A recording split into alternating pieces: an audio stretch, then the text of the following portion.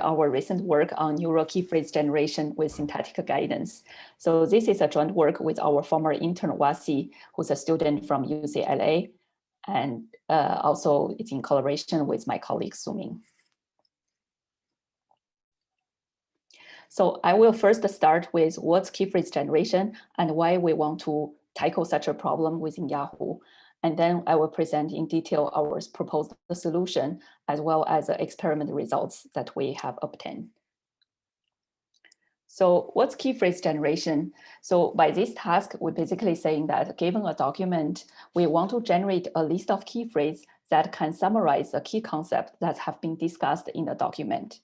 So as we are all familiar with scientific document, so if we are given a research paper, basically we are referring to this keyword section where there's a number of keywords about the main topic of the paper. So we want to leverage the title, the abstract, or eventually the full content of the paper and to say, oh, what will be the most important keywords that can summarize this article.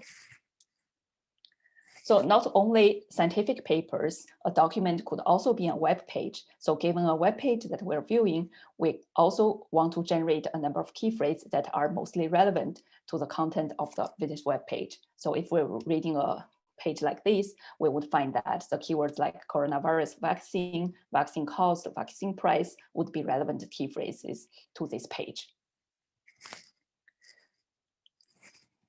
Then you may wonder that why such a problem is important. So there's actually a number of real-world application scenarios making this task very important. So one application would be scientific document retrieval, such as for systems such like Google Scholar. You type a number of keywords, then the relevant papers will get returned. So if we have additional keywords that are extracted from the articles themselves, it will help with the retrieval system. Then you might say that, okay, there's already author provided keywords, why they are still helpful? Actually, this is because author provided keywords, they might be inconsistent in terms of the meaning across different domains, which makes the retrieval sometimes difficult. And also there's a recent paper that studies if we use this automatically generated key phrase to retrieve scientific document. They said that even using them in addition to the keywords provided by the authors, it can still significantly boost the retrieval performance. So that's where one application where such key phrase generation can be very useful. And then within Yahoo, we are more interested in the advertising scenario. So we are considering this case called contextual advertising. So basically, if we are looking at a page like on the right about coronavirus, we could eventually show any type of ads on this page. But we find in practice that if we could show an ad that's more related to the content, it will drive more better click and conversion from the user and derive better satisfaction for the advertisers. So in this case, since the page is coronavirus, we would prefer to deliver something related to mask rather than a car. So that we have been proven in practice is working better. So we are also interested in getting relevant keywords from a document in this application scenario. So let's define the problem properly. So given a document, which could be a scientific document or a web page, the goal of this work is to use a machine learning model to come up with a list of key phrases that can summarize the most important concept discussed in the document. Here we have a notion to distinguish these keywords. So we can call a keyword to be present key phrase or an absent key phrase. So when we say a key phrase is present, it means that it appears exactly as it is in the document itself. Or it doesn't appear in the document, but it's closely related to the content. Then we call it an absent key phrase. So in the following, we're going to talk about how we can actually deal with these two types of key phrases. So there have been a number of approaches to study the key phrase generation problem. The most typical one, we call it as an extractive approach. So basically, some kind of extraction algorithm will be run on top of the input document to identify a number of text spans, such as name entities or noun phrases. And these will serve as a candidate for key phrase. And then there will be a ranking model to measure the relevance between each key phrase and the document and to decide the final set of the relevant key phrase. So usually this approach works pretty well, but it also has some drawbacks. So first is that this kind of approach, they cannot generate the so-called absent key phrase. So if we look at this table that shows a number of benchmark data sets across a scientific domain or the web domain, and we can see here, for all of them, there's a large percentage of key phrase that actually doesn't appear in the document. So it varies from 26% for a scientific domain to up to 62% for a web domain. So that means if we ignore this absent key phrase, we may not have a comprehensive set for keywords that can describe the page content. And also for this extractive approach, it cannot work on its own. It heavily depends on the ranking model and the feature engineering related to the ranking model to be able to come up with the high quality key phrases. So this motivates people to think about a generative approach, especially given the popularity of these neural language models. So they were thinking that if we can actually generate the key phrase by simulating the human thinking. So if we are given a document, how would we assign the keywords to the document? So basically we're going to read the text and understand what's the content and what's the context information around the page. And then we will be able to summarize the most important key phrase. So motivated by this, in 2017, people proposed the very first sequence-to-sequence model for this key phrase generation task. So this model is very famous. It's called copy RNN. Basically, it uses RNN-based encoder and decoder to model the input documents and generate the ground truth key phrase. So this approach, the decoder generates the key phrase one by one using beam search. And we call this schema as one-to-one. So if you have any question, please feel free to interrupt me because I assume that you are all familiar with RNN and all these beam search related techniques. Yeah, Xiao, if I may just interrupt. What we typically do is, like, if there are natural breaks in your talk, like every 15 or 20 minutes, on your side, just pause and ask if there are questions, and that's helpful in this online setting. Sure. Okay, thank you. Yeah, so I did have a question regarding previous slide and present versus absentee keywords. Mm-hmm. I guess I'm not entirely clear on what the task is and why ranking them doesn't give us the absentee. Like, couldn't you just have a threshold value for the ranking? The ranking works, and it's usually with the extractive approach, people usually use a ranking approach. You first come up with a number of noun phrases from the input document, and then the ranking model will compute a relevance score and then set a threshold saying that everything above would be my candidate key phrase. And so, yeah, in that implementation, it sounds like you would be able to measure absent key phrases.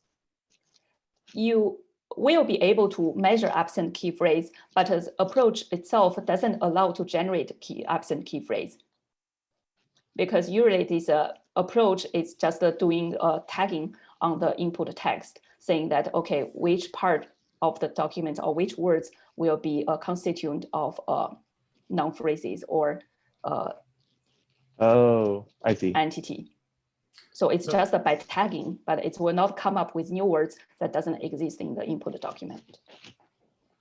I see. Okay, thank you.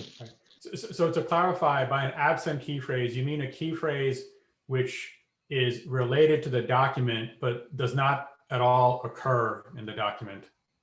Yeah, is that okay? The entire text span, because for example, if an absent key phrase has two words, so basically it means the two words doesn't appear together in the text. Okay. If they appear far apart in the text, it's still considered as absent. So, Gotcha. so can you think it as like a paraphrase or something like that? Yeah, you can consider it as a paraphrase of a present key phrase. Yeah. Okay. Thank you.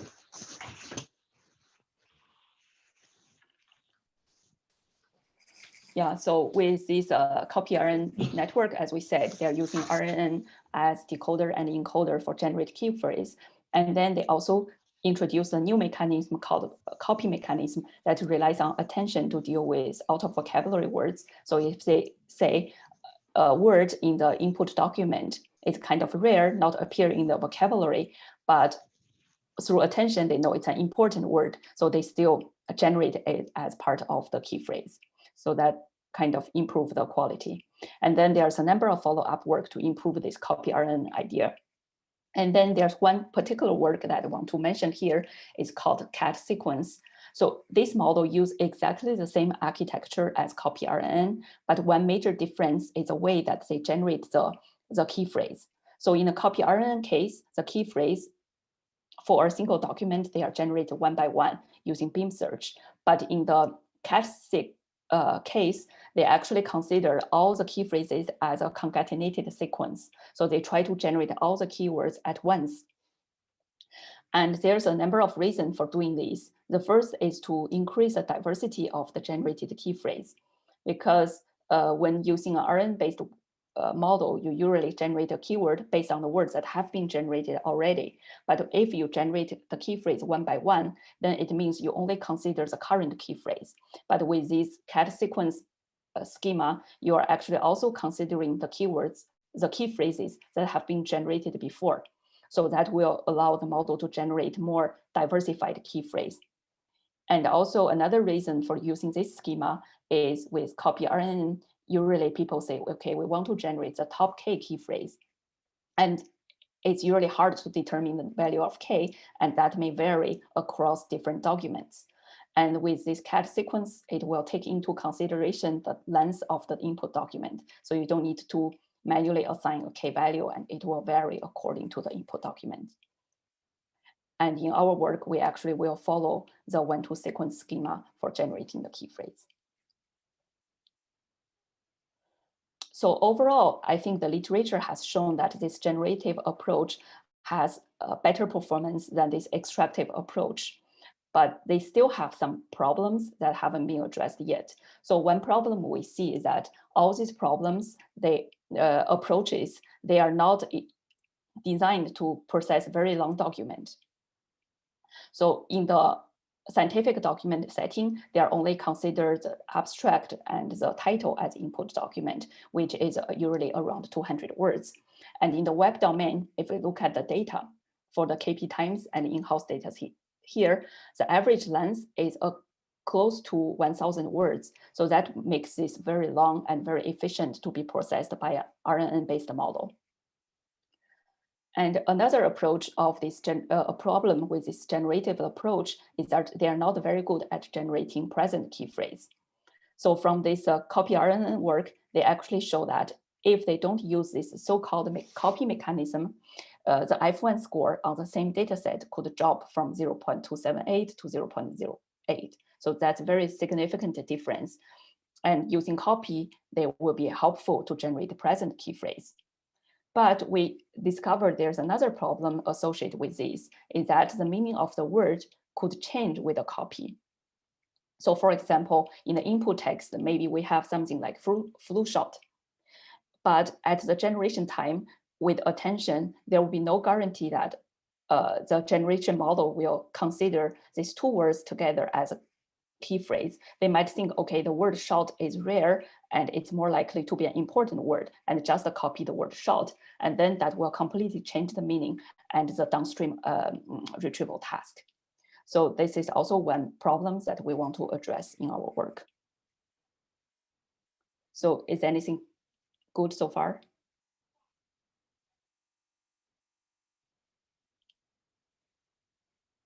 Okay, I assume silence means good. So now I'll move to our approach. So basically we design a new neural key phrase generation model, and we want to use this model to address these two problems that we have seen with the existing generative approach. So the first is to how we can deal with long document. So we propose, instead of using the full document as an input, what we could do is to select the top K most important sentences and only use these sentences to generate the key phrase. So for that, we propose a so-called sentence selector to do the job. And once we have this important sentence being selected, instead of relying on a single extractive model or generative model, we have proposed to separate these two tasks to extract a present key phrase or generate absent key phrase from the input text. And we hope that with this separation, we would be able to achieve the best from both words. So for salient sentence selection, we first need to define what a salient sentence. So here we are adopting a very basic definition. So we say a sentence is a salient sentence if it contains a ground truth present key phrase. So this is very straightforward. And then for the absent key phrase, actually there are many possible ways of defining the salient sentence for absent key phrase, but we are simply considering the case if a sentence that overlaps with an absent key phrase. And then the salient sentence selection task is actually a binary classification task where we want to predict a binary label for each sentence in the input. So the positive label will indicate that a sentence is a salient sentence. What does that mean when a potential salient sentence contains an overlap with an absent keyword? Yeah, this is basically means that given when we at the time we train our model, we need to know what are the salient sentences. Yeah. And none of this data come up with a definition of salient sentence. So we actually define, okay, we are going to scan each sentence. If that sentence overlaps with our absent key phrase, we will consider it as a ground truth, well, basically the positive label that we want to predict. Yeah, that makes sense. I'm just not clear on what you mean by overlap with absent key phrase. So let's say if you have a absent key phrase, which is called coronavirus shot. And then you find that there's a sentence talking about coronavirus vaccine. And then this sentence and this key phrase overlap on the word coronavirus. And then you would consider that this sentence as an important salient sentence for this absent key phrase. Okay, so it's like a degree removed through the words. Like one sentence has the keyword, and then we saw another sentence without it, but it has other words that are the same. Am I understanding? No, I mean, if in the input sentence, it have a number of words, as long as there's one word that overlap with the other, it's the same as a word in the absent key phrase, then we consider it as a salient sentence. Okay. Yeah, this is because there's no standard way of defining a salient sentences. So we just come up with this very basic definition. Yeah, and then there also will be a number of improvements that could be added to make a better definition for this salient sentence detection. So does that mean that you're looking for similar words as like because you mentioned vaccine and shot and how vaccine is similar to shot. So does that mean like when you're looking for salient sentences, you're also considering like synonyms for finding these absent words? No, actually, for selecting the salient sentence, we're not yet looking at the similarity between the words. We are just saying that if the same word has appeared, so in this case, we only look at the word coronavirus, that's exactly the same as it appeared in some sentences. Oh, so in this case, you're only considering coronavirus then. Yeah, a better approach would be actually consider the semantic similarity between a word and the one sentence or eventually a bag of sentences. That would be a better approach we are trying to do in our future work, but for this particular work, we're only considering this very basic definition. Okay, cool, thank you. So how did you define the absent key phrase? So absent key phrase basically means that a key phrase doesn't appear in the document.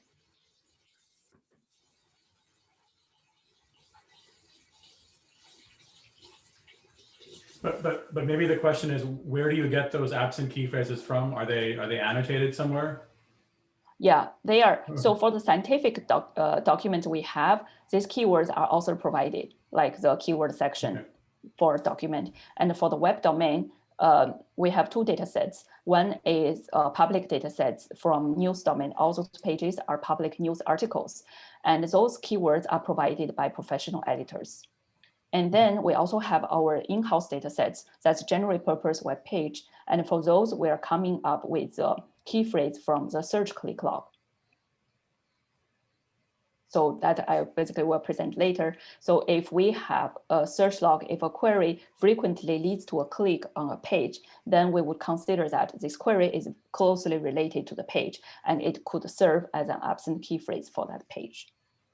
Mm-hmm.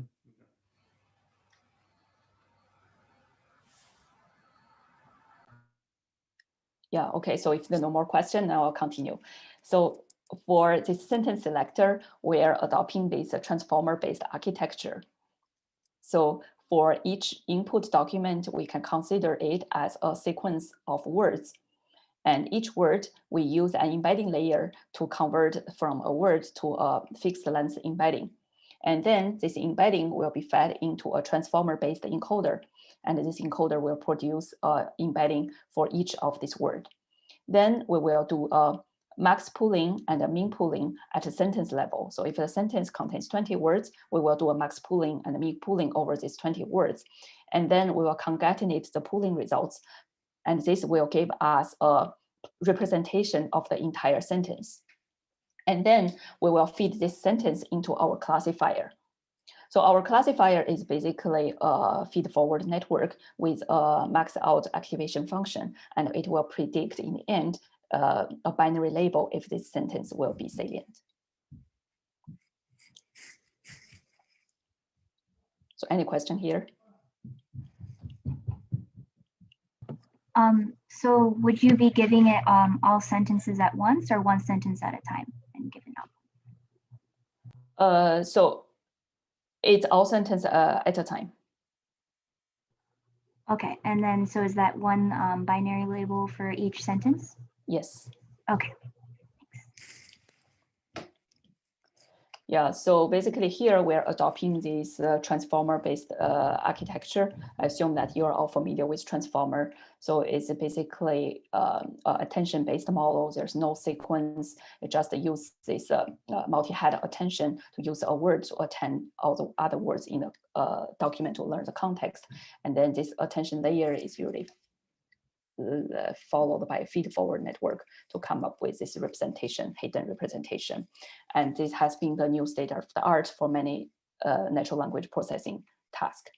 And since it's using attention, so by nature, it breaks the dependency on the surrounding or preceding text, so it can be processed much faster and processing long document by default. So as we said, the input word will be first converted into an embedding using the embedding layer. So here we are actually consider 5 components for building an embedding for a given word. So the default one will be the word representation. And then we're also using a one-dimensional CNN network to build a character level embedding for each word. And also we have a part of speech tag embedding. And also we have an absolute position embedding is basically which position a word appears in the input document. And also we have the 5th embedding, which is a segment embedding that indicates which a sentence a word would belong to. You can consider this as a relative position for a word. And for each of these embedding, they have the same length. So we did an element-wise addition to form a word embedding. And this will be fed into our transformer-based encoder. And as a learning objective, as we are doing a binary classification, so we using this weighted cross entropy loss. So the only difference with the default cross entropy is that we are adding a weight to balance the positive and negative samples here. And this is a learnable, this is a hyperparameter that we will set. Xiao, I have a question on the previous slide. Sure. Yeah, if you're using a pre-trained transformer, it only operates on text, right? So are you, so how are you encoding, like for non-textual data, like the part of speech tag, for example? Or So first, we are actually not using a pre-trained okay. transformer. We are just building it from scratch. Oh, I see. Okay. Okay. Okay.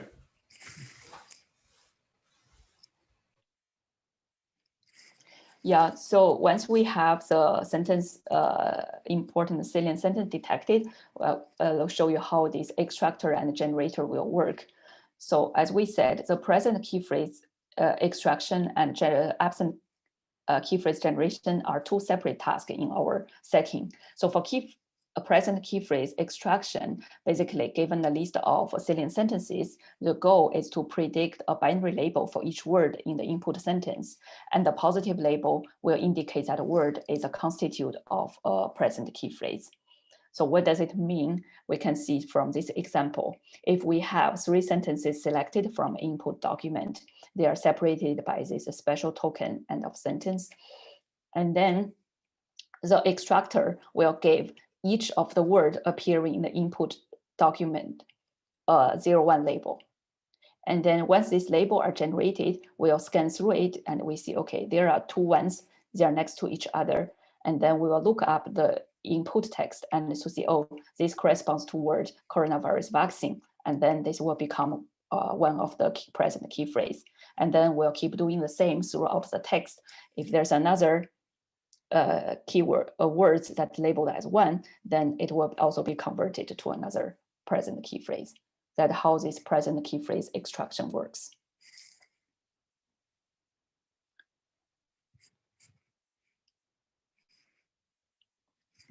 And then for the absent key phrase generation, so basically it will be given for the same input salient sentences.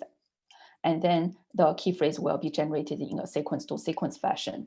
So here, again, the same input has been provided, and the generator, as we said, it will generate all the key phrases at once as a concatenated sequence separated by some separator. And then we will split them into separate key phrases in the end.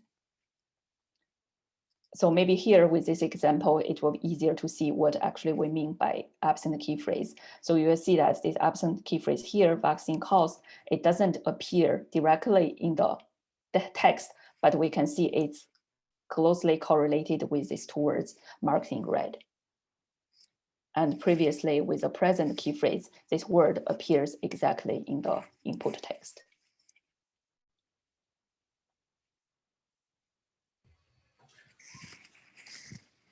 So is there any question? Yeah, Xiao, just to clarify on the previous slide, if you have just if you had just one word, right? Like does the generator handle cases where like suppose the word coronavirus appeared, or suppose, actually I take that back. Suppose the word COVID appeared in the original text and you just wanted to generate the word coronavirus, right? So there's actually 0 overlap between the absent phrase and the text. Like, is that case handled, or would generate a synonym? So I think it depends on the word. If the word is some word that appeared in the vocabulary, I think it's possible that a synonym would be generated. But if it's a brand new word, then it's unlikely to be generated, and then it will only appear in the target keywords by the copy mechanism. Okay. So I think it depends on what the word is. If it's a common word, or it's something already appear in the dictionary, and then it's likely to be generated. It can generate the synonyms. Okay, so for common words, they can be generated even if they don't appear, even if there's 0 overlap with the with the original text. Okay. Yes.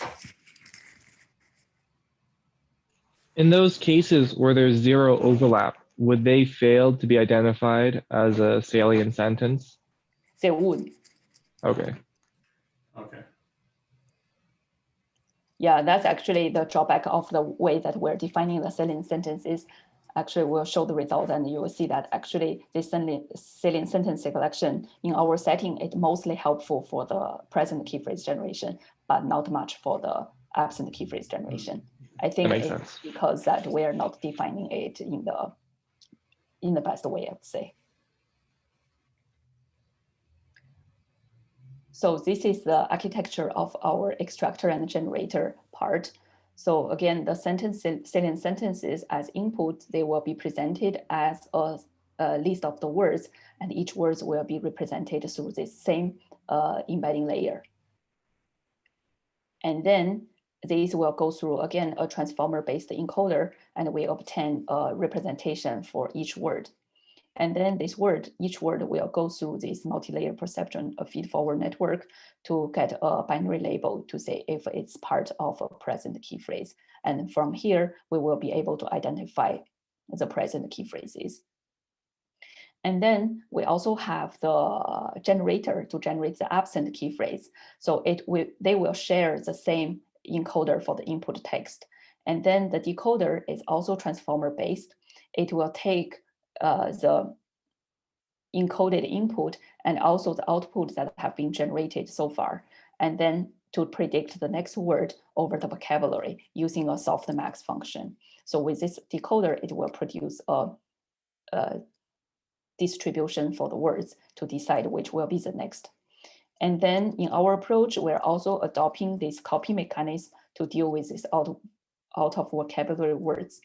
But as we said, we don't want a word to be simply copied because it's part of the text. We'll try to not change the meaning by copy a word if it's already part of a present key phrase. So we introduce this a modified version of copy called informed copy. So basically what it does is the regular copy will come up with a distribution of the input words based on the attention given a word, its attention with all the input words. And then we will check the present key phrases that have been already generated. And from here, we'll say, okay, if a word has been generated, then we will block its distribution. And when we sum up it for the final distribution of an absent word, and then this word will not appear and will not be a candidate for generation. And this way, we'll only make sure that the absent key phrase generation will generate some new words, but not overlap with the present key phrase. And in a way, it also helps with diversity. So is this part clear? Sorry, I have a question. So, I mean, in order to define what a salient sentence is, you need to have a bunch of absent key phrases at first, right? Yes. So why did you need to generate the absent key phrase again?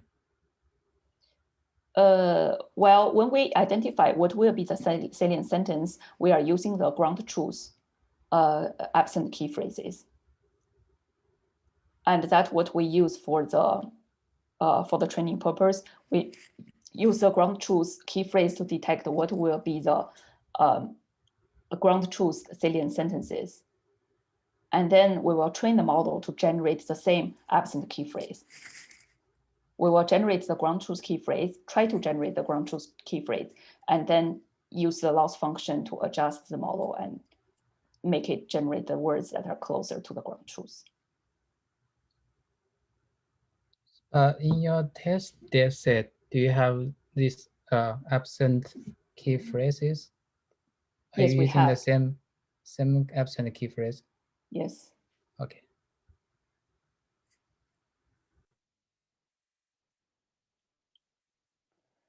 Okay, so as we said, the extractor is simply a binary classifier. It will predict the probability of each word being a part of a present key phrase. So here in this formula, it's basically the probability given the output of the last hidden layer of the transformer, the probability of a word being a present word, part of a present word. And then this is the embedding from the transformer decoder. And here it goes through 2 layers of feed-forward network. And this is a sigmoid function to compute the probability. And then as a decoder, it basically predicts the probability of generating a word given the previously generated word and the current hidden state. So it will compute a softmax over the last layer of the transformer layer.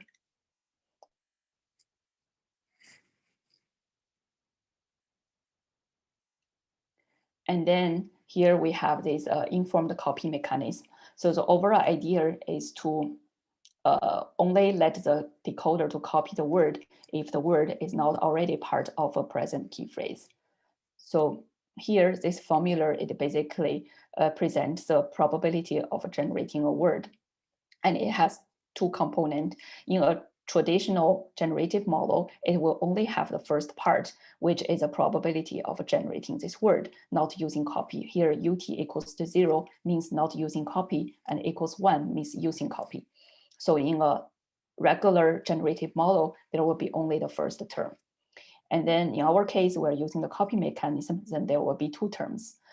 The second term will be the probability of using copy multiplied the probability of generating words when copy is used. So for the probability of generating a word given copy is basically its attention weight that's computed between the output of the decoder layer.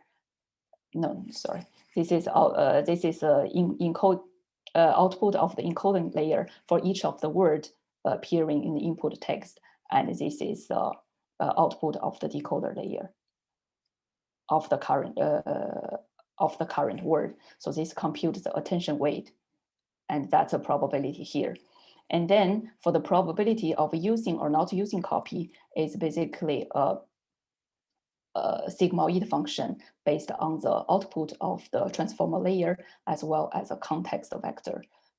It's a concatenation of these 2, and the context vector is basically, if we see from here, it's a weighted average of all the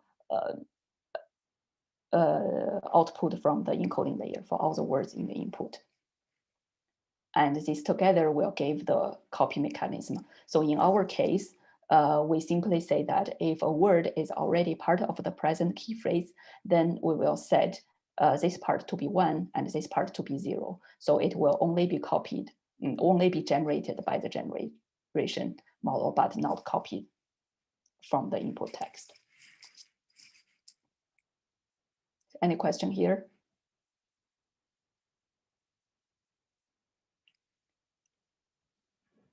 Okay, so now let's look at the loss function. So for the generator and extractor, the loss will be a weighted loss, weighted average between the extractor loss, sorry, it's extractor generator, so extractor loss and the generation loss.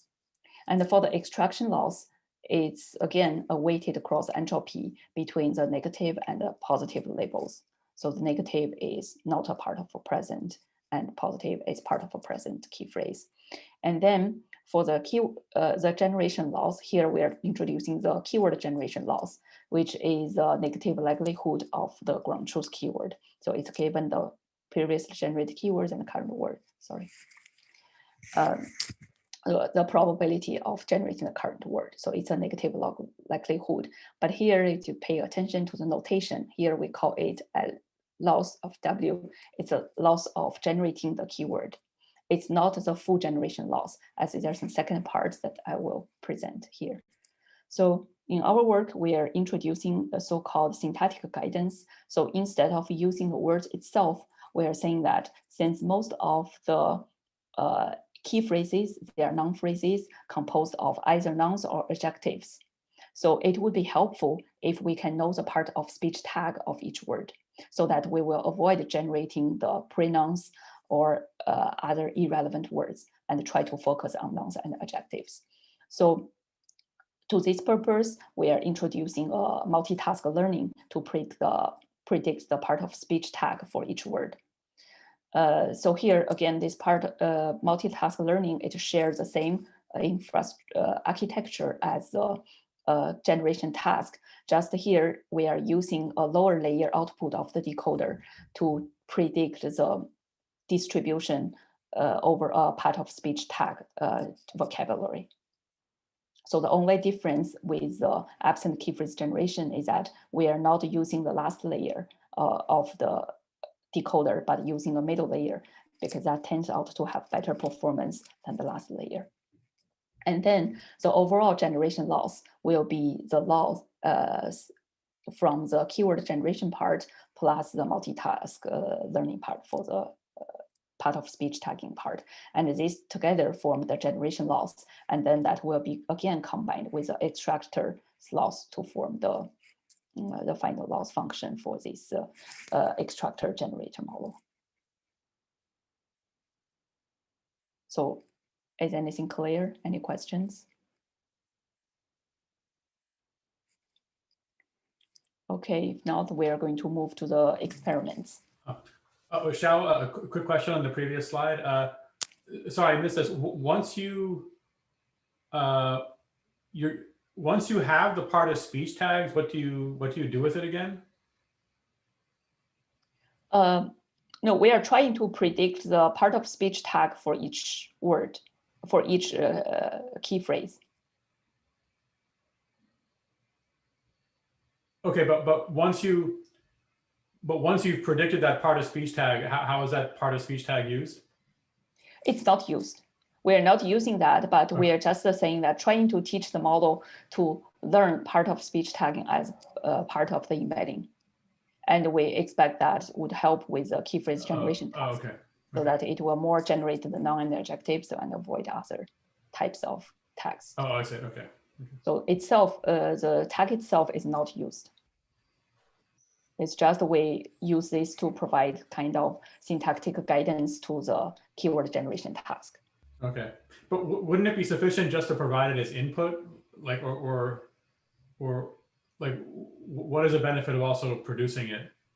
I guess maybe. Because we want the model to learn how to generate, to learn the difference among the. So as input, we actually, as you said, we provide part of speech tag as part of the embeddings, but that's for the input text. And we also want to teach the model to learn the tag for the generated key phrase. For each word in the generated key phrase, what would be the corresponding tags? Okay. So for the experiments, we are considering datasets from two domains. One is a scientific domain, the other is a web domain. For scientific domain, we're just taking 5 benchmark datasets. They're listed here. And these are scientific articles. So the input will be the title and abstract of each article. And then there's a list of key phrases provided by the authors of the articles. And then the model is trained with this KP20K dataset because it has a larger amount of data, and all the others, they are tiny datasets just used for evaluation purpose. And this is a very standard setting in all these key phrase generation tasks. And then we also consider a dataset from the web domain. The first dataset is KP Times. It's also a public dataset that's composed of a number of news articles. And these keywords, ground truth keywords, are provided by professional editors.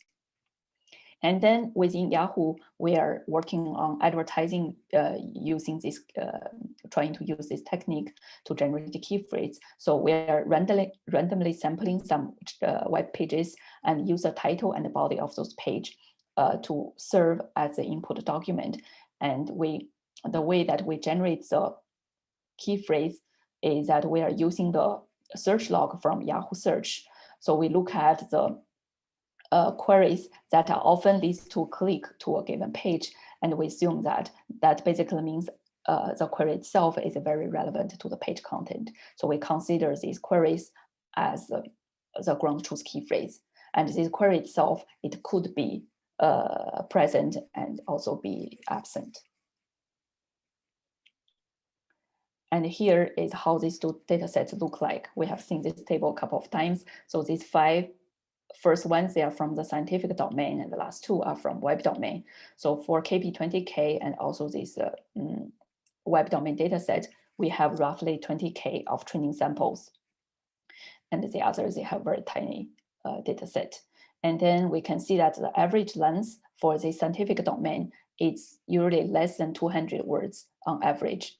And for web domain, the document is much longer. The average is close to 1,000 words.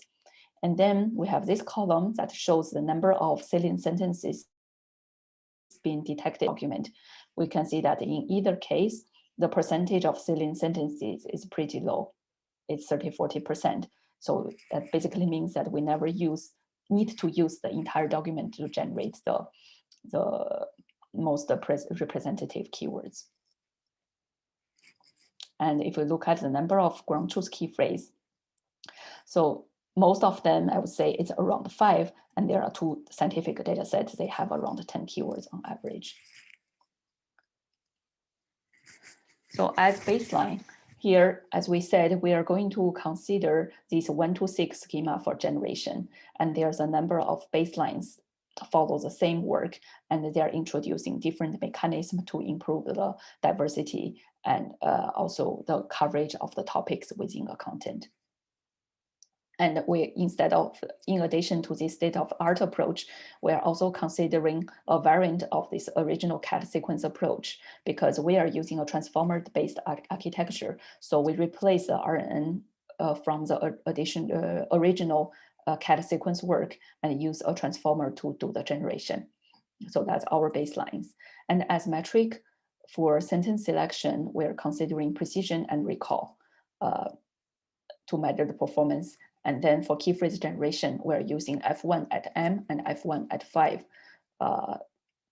This is also the standard metrics using in the literature. And here 5 means retrieving 5 keywords for each document. And if there are not 5 words being generated, then we'll assume that they are just the random words. So they will be contributing to lowering the precision without changing the recall. And then this F1 at M basically means the number of keywords being generated by the model. So it could be any number depending the actual input document. And yeah, so any question here? Okay, so here's a few implementation details. Basically, we are using a fixed vocabulary of the most frequent words, and all the embedding we're considering have 512 dimension. And as a transformer for both the encoder and decoder, we're using 6 layers with 8 heads. And for the key value dimension, it's 64, and the feed-forward network fully connect layer has 2048 as dimension. And during the training time, we actually gave 70% of the weight to the key phrase generation task and 30% to the part of speech tagging task. And then between the extraction and generation task, we are giving them equal weight. And then we are using Adam optimizer. So at test time, when we are generating the key phrases, we are using a greedy search approach. We are not considering beam search here because as we are concatenating all the key phrases together, greedy search seems to be more efficient. And also we are trying to avoid generating the repeated trigrams. So if the word already part of a trigram, or generating a word will lead to a trigram that has been already generated, then we will also avoid generating that word. So this actually we find it also helpful for improve the performance. And here is a F1 score on the scientific data. So each column here presents one data set. And on the top section, it's the performance on the present key phrase generation. And the lower part is the absent key phrase generation. So we can see that with the default cat sequence baseline, we are improving the F1 score from 0367 to 0381. And according to our statistic significance test, this improvement is actually significant. And this is the same across all these different data sets. And then for the absent key phrase generation, we are observing similar improvement. So for all this data set, we are improving the F1 score for M and at 5, except for this one, but this one is a very small test data set. Say that majority of the case, we're still improving. And then here's the F1 score on the web domain data set. So again, for both these KP times and our in-house data sets, we are improving over the baseline for the present key phrase generation significantly. And the same happens for the absent key phrase generation. I have a question. Sure. Are any of these models using so the absent key phrase generation is low? Like it seems low to me. Are any of these using like a semantic comparison rather than just like an overlap method? No, actually, yeah, you actually raised a very good question. These F1 scores looks extremely low. It's because absent key phrase is kind of very hard to generate the exact word as what's in the ground truth. So here we are only considering F1 score because in our application scenario, we actually don't want to generate many keywords because of precision matters more for us. And then in the literature, actually for all these papers, they consider another metric, which is recall at K, and they consider this K to be very big. They measure recall at 50 or even larger. And then without looking at precision, the recall for absent key phrase can reach a relatively larger number. So that's how people evaluate the absent key phrase. So they use F1 score, and they also use recall at a very large K. Because by considering a small number, it's very hard to come up with exactly the same words as a ground truth. Mm-hmm. Yeah, but I haven't seen any work that use the semantic similarity to measure. Okay. When you say recall at K being the number of keywords generated? Yes. Oh. Yes, okay. So they can say that, okay, especially for this one-to-one schema, because for one-to-6 schema, it's a bit difficult because depending on how the model is trained, the number of, you cannot predefine the number of keywords that you want to generate for each document. But with this one-to-one schema using beam search, you can say, okay, I want to generate 50 words for each document. And then you can see among these 50 generated key phrase, how many of them overlap with the ground truth. And do you select ground truth cases that only have the K number of keywords? I don't think I get your last question. So F1 at M, F1 at K, what F1 at 5, you're telling your model generate this many keywords, right? Mm-hmm. When you evaluate that, what ground truth do you use? Do you select one that has that or do you truncate the ground truth? How do you compare if it's is there ever a size mismatch between? I see. So for ground truth, we're using everything. And here, when we say 5, meaning that we look at 5 key phrases generated by a model. Oh. And okay, if it's M, means we look at all the key phrases generated by a model. Okay, so a potentially very poor recall score then. Yeah. Okay, that makes sense. Okay. Yeah, so back to your question, I think you raised a very good point that I'm going to address in our next slide. So here we see that the F1 score for the absent key phrase is very low. And that actually makes us thinking, are we really generating some meaningful key phrase, or is it just by some luck we're doing better than the ground truth? So we did some editorial evaluation for our in-house data sets. So basically we randomly sample some web page and let the model to generate the key phrases using our model. And then we ask professional editors to judge how relevant these keywords are to the original page content. And then they are given the grade of excellent, good, and fair, and bad. bad means they are completely irrelevant. Fair is kind of slightly relevant, I would say. And good and excellent are those ones that we really want for a given page.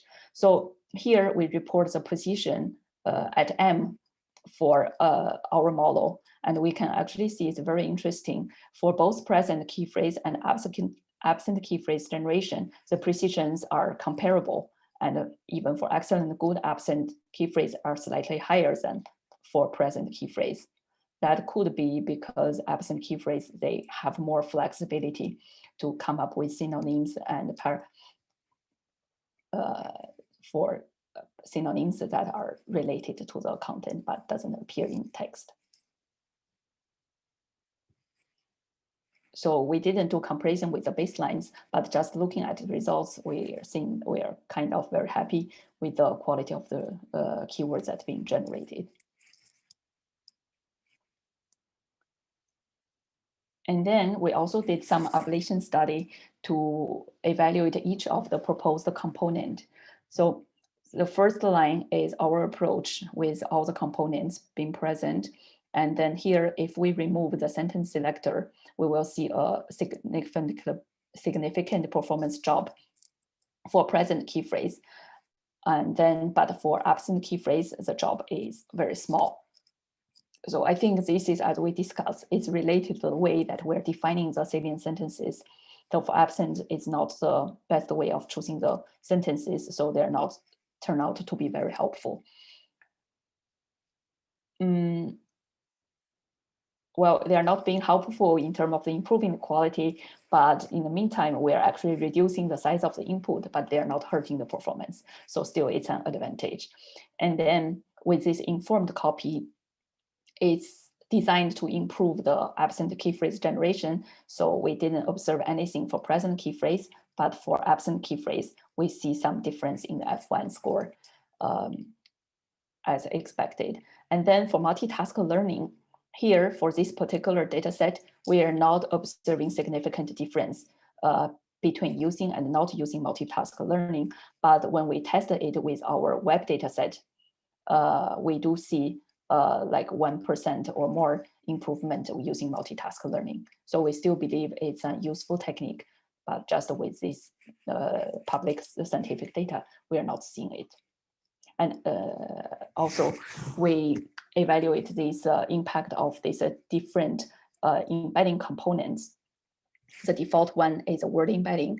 And then when we add character embedding, segment embedding, and the part of speech tagging embedding, each of them improve the precision, the F1 score a little bit. And especially for this part of speech tagging embedding, it improves about 1% of the F1 score. So we consider this also as part of the syndication that syntactic guidance that are provided by these tags. And then when we compare the quality of the sentence selector, here we are considering very naive baseline. And also that's what's most commonly used in the literature. When people are encountered with long documents, they simply truncate the document by taking the first a few words. So in our setting, we are picking the N sentences for up to 200 words. So N is a very number across different documents. So here we are comparing the precision recall between our sentence selector and this baseline truncation-based approach. So if we look at the scientific domain, we will see that for baseline, the recall is very high. So this is actually expected because the average document length is, I think for 3 of them, they are less than 200 words. So that means we don't need to do any selection. The majority of sentences will be there with this default baseline approach. So that's why they have very high recall. And we are having a lower recall compared to them, but higher precision. But if we look at the web domain where the document is much longer, then we will see with our approach and the baseline approach for the same amount of sentence or words being selected, our approach has much higher precision. And we think that this better selection of the most important sentence actually significantly contributes to the improvement that we observe for the downstream present key phrase generation. So finally, I want to quickly discuss how we actually use this key phrase generation for advertising. So we have seen, given a web document, how we can generate the key phrase like these ones from the content of the page, from the title and its body. And then once a user comes to visit this page, there are typically some ad slots appearing on the page, and we need to decide what ads to show here. And with this contextual targeting, we want to show some ads that are related to the page content. So in the backend, what happens is that advertiser, they have an ad, they come to our system and defines, okay, we want to show our ads to the users who's interested in a number of topics. So they define the topics. It could be in the format of a number of keywords, could be something related to mask, coronavirus, flu, and so on. And then in the backend, we will have a semantic matching system that can bring these generated keywords from web page to these advertiser provided keywords. And then through this matching, we will know for a given page, what will be the related ads. And then when the user comes in, these ads will be sent for auction. And some of them, they may win the position and being shown to the user. And we have experiments I'm not going to present here because it's kind of confidential, but I can say that with techniques we proposed here, we actually improve the relevance of the ads being retrieved for a given document. So to conclude about this work, so in our work, we actually propose to use the salient sentence selection to deal with long document, and we find it very important and very helpful for long documents such as a web page. And also we are separating this present key phrase extraction and absent key phrase generation task into two subtasks. And we find that by doing this, it helps with the performance and can beat the baselines that purely rely on generative models. And as future directions, so as we have said, our approach is trained from scratch. So we just define the network architecture because our training data is relatively large. We have at least 20K training samples. So we train the model end to end with our training data. But something very interesting would be see if we can use the pre-trained language model for this task, would it further boost the performance because they have a much better understanding of the word by what we can learn from the test. And also, we are adopting a very simple definition for the absent key phrase, and it has a number of drawbacks so that as for now, we are not seeing much improvement for absent key phrase. We only reduce the computation, but not really boosting the performance. So we are also investigating better ways of defining salient sentences. And hopefully with that, we could boost the keyword quality for the absent key phrase as well. Okay, I think that's pretty much all I have. So if you have more questions, I'd be happy to take them. Yeah, thank you for your great presentation. So I have two questions. First, can you move back to where the equation of your copy attention is?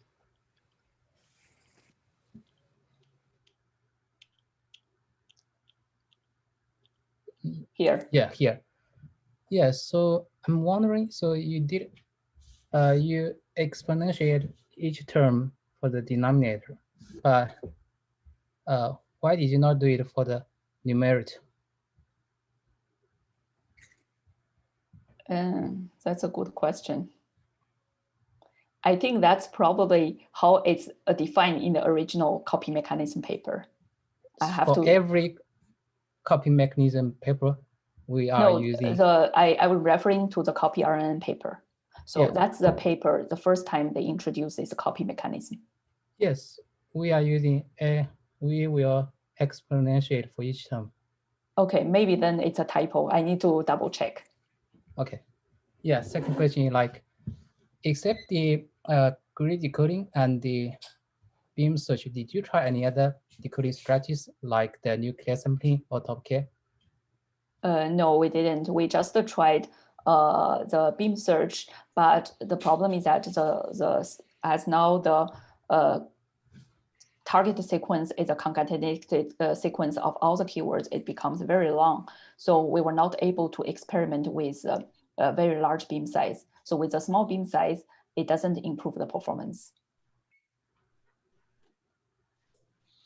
And also with this cat sequence schema, most of the literature, I think we see they are using greedy search. Yeah, so I mean, like it's quite counterintuitive. Like I see a lot of generic tasks we are using beam search. So because like grid decoding will be time consuming. So yeah, anyway. Yeah, so for beam search, for this one-to-one schema, it's commonly used. Yeah, I see. But when we consider the sequence, all the keywords as a single sequence, the sequence itself becomes very long, and then using a large beam size will be very costly. Okay, yeah, thanks. It is, so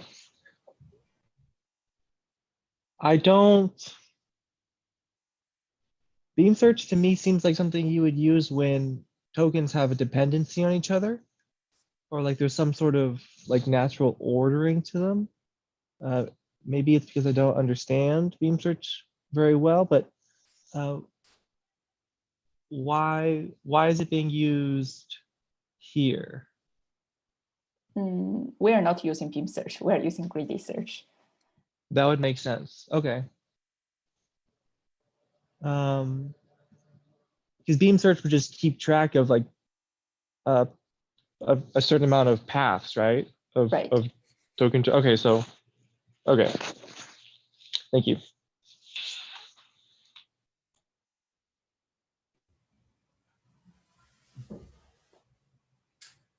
Yeah, hi, Xiao. I have a question.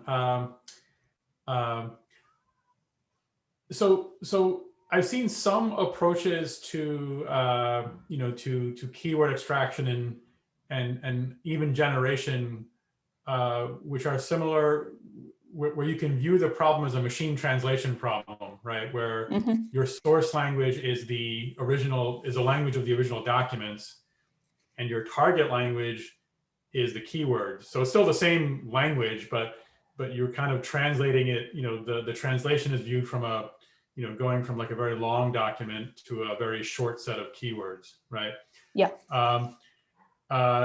Now, if I were to take some like off the shelf, like sequence to sequence model and just run that on your data, do you think that would work for this task, or is there something, or is there something custom about your model that is going to be better than just using something like off the shelf?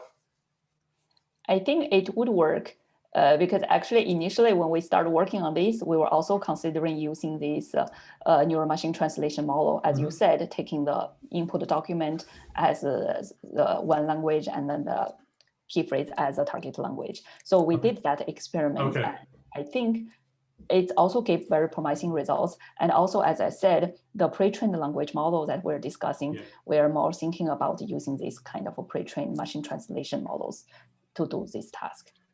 Yeah, I think the text, the problem formulation is definitely valid, and we have tried that as well.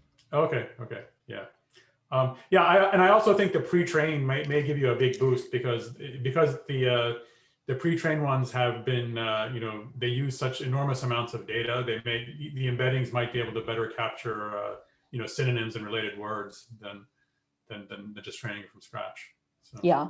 So I think how much the pre-trained language model would also depend on how much training data we have. So we have this assumption that if we have only a tiny amount of training data, then pre-trained model would help a lot with the performance. But at some point when we have large enough training data, then maybe it will not be very helpful, but it's something that we are trying to evaluate at the moment. Yeah. Okay.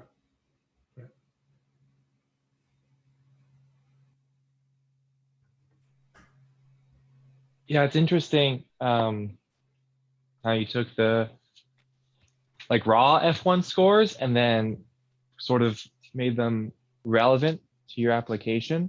It seems like they did pretty well, but are you still, like you mentioned, like the saliency detector was not very good. Are you currently working on that, or are these results good enough for the application?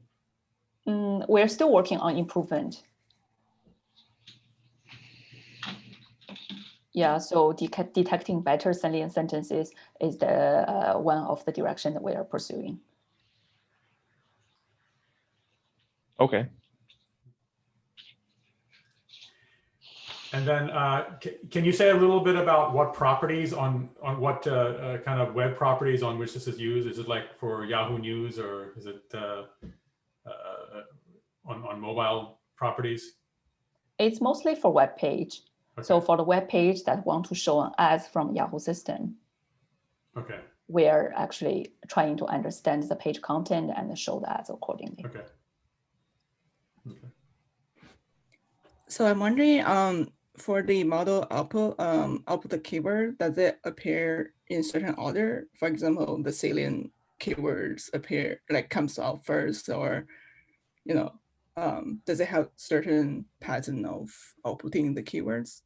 Yeah, this is actually a very good question. So at the beginning, when we start exploring this approach by putting all these keywords together as a single sequence, we're wondering if this order actually matter at all, and what will be the order of the keywords being generated. So we try to change different order to have the keywords as they appear in the documents, or important keyword first, or present key phrase first, or just a random order. But in the end, the output quality turns out to be the same. There's no major difference. Because I think it's a lot depends on the way that the model works, because it's a transformer. They are just using attention to measure the similarity between each word to the rest of the document. There's no this notion of concept sequence.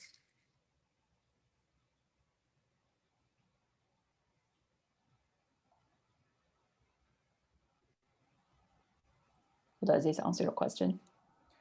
Yeah, I think that's like an interesting finding. Also, I have another question about trying to figure out the intuition behind the multi-text learning part, about trying to predict the part of speech tag, since you already like embedded that information in the input. So why is still like predicting that? In the input, we are providing this part of speech tag for each of the input tokens. But then when we generate the generator is used for the absent key phrase generation. So there's chances that the generated keywords, they will not be part of the input text. So we hope that by generating the part of speech tag for these new words, and it will help the model to learn the better what to generate. Oh, so you're predicting the new word, not the... Yes, so the part of speech tag is not used for the present key phrase extraction part, because for that part it's obvious. Each word is already part of the input text. We know already what's the tag for it. I see. So it's multitask learning is only for helping the generation part. I see, thank you.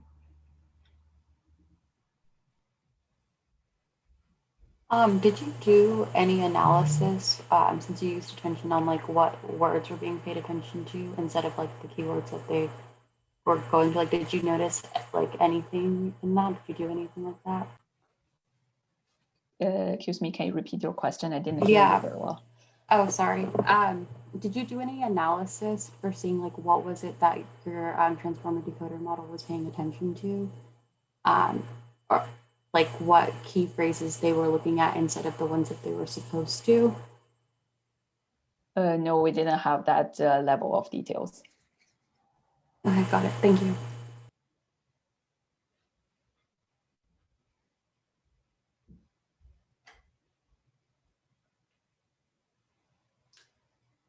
Any further questions for the speaker? We still have a few minutes left.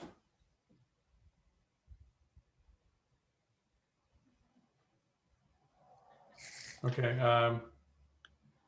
going once.